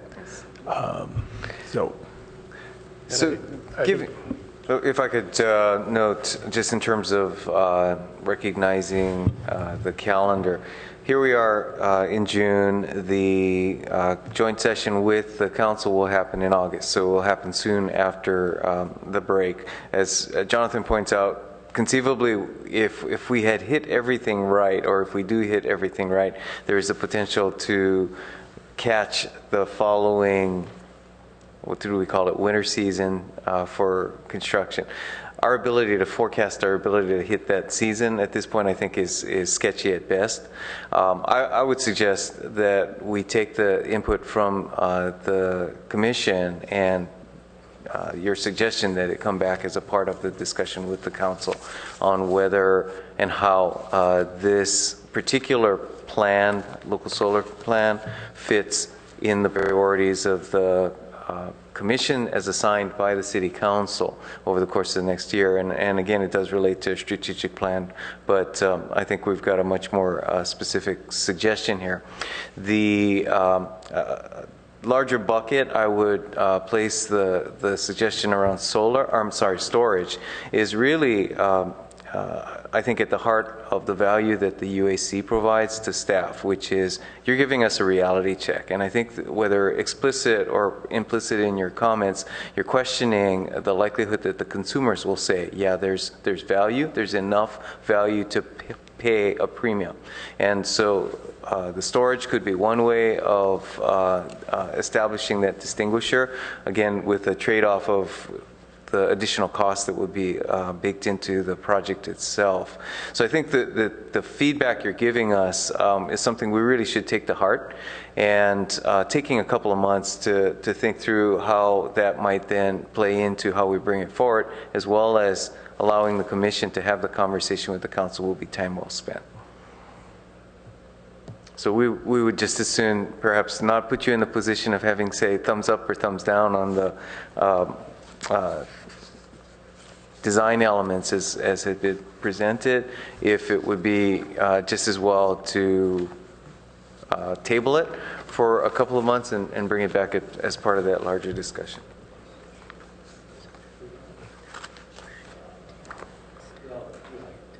Thank you, Ed. Just one clarification. On the agenda, it was listed for discussion over here, but the descriptions say recommends the UAC recommend that the council approve, so that implies more action.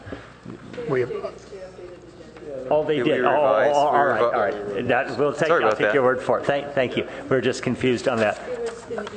Yeah. Our apologies. By the way, if the council endorses the policy and says let's carry forward with it, I think what you've done here is very thoughtful, and and good on that. But I think we should do this in August. Take the 2 months. Yes. Yeah. So with that, we'd either entertain a motion to table and refer it back to that point, or in the absence of that, we'll just do that. How about I move that we table this until after the UAC Council joint study session. Second. Or, as far as I'm concerned, the chair can direct. Well, I'm on. That's the group here. In favor? Okay. All right. Passed. Thank you. Thanks. All right. Should we move on to the strategic plan progress report? Actually, This will be a very quick item, number 4 on your agenda. Not much to report at this point. The procurement process has taken a little longer, maybe a lot longer than we were originally anticipated. So we really don't have anything substantive to report this evening. We will, hopefully within the next couple of days, be releasing to the City Council an update on the inventory of the policy drivers that we're using as inputs to the strategic plan process.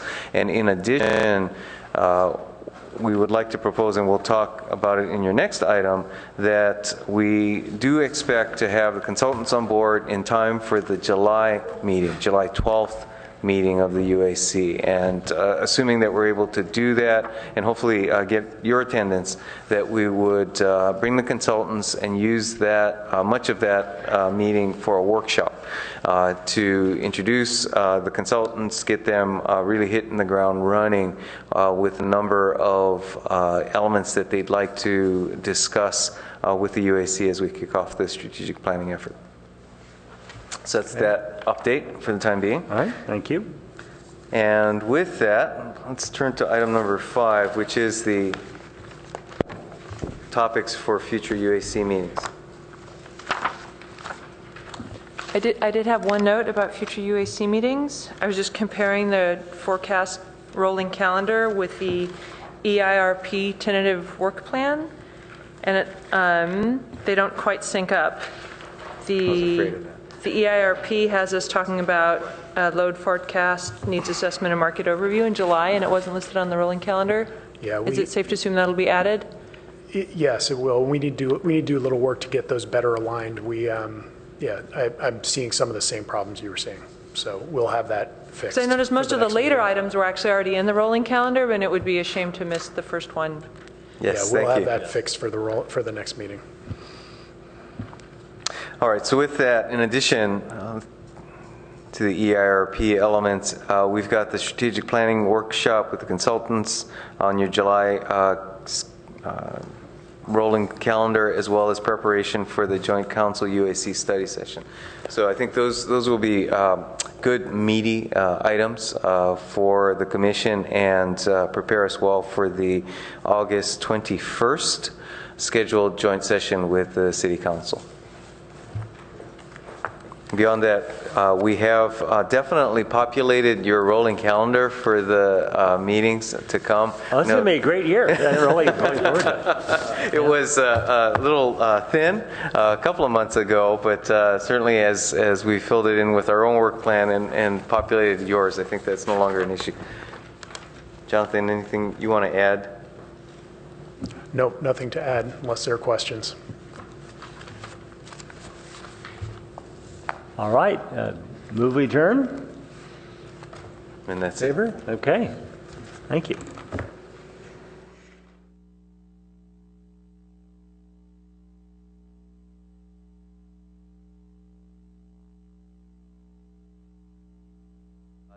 Some of you may have seen some neighborhood, I'll call it conversation in at least one of the neighborhood chat groups around concerns about high water bills and the way that the utility does not provide relief to customers that have experienced high water bills.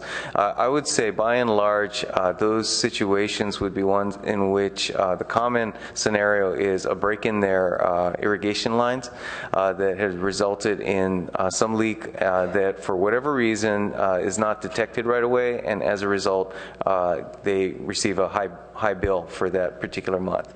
And there had been some, as I noted, some neighborhood discussion and not complimentary comments about the utilities' lack of responsiveness and ability to provide relief to customers.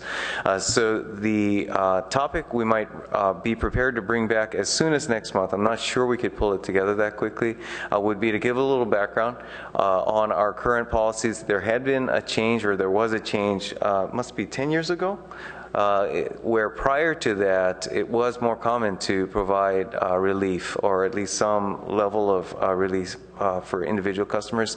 But we, back about I think 2006, made it very explicit that the staff had no discretion to do that. So I would like to put together some background information and at a minimum provide a public discussion of the existence of our that policy, our practice, and the basis for that. So hopefully we'll be able to bring that together either in July or soon thereafter. So just a heads up for the Commission.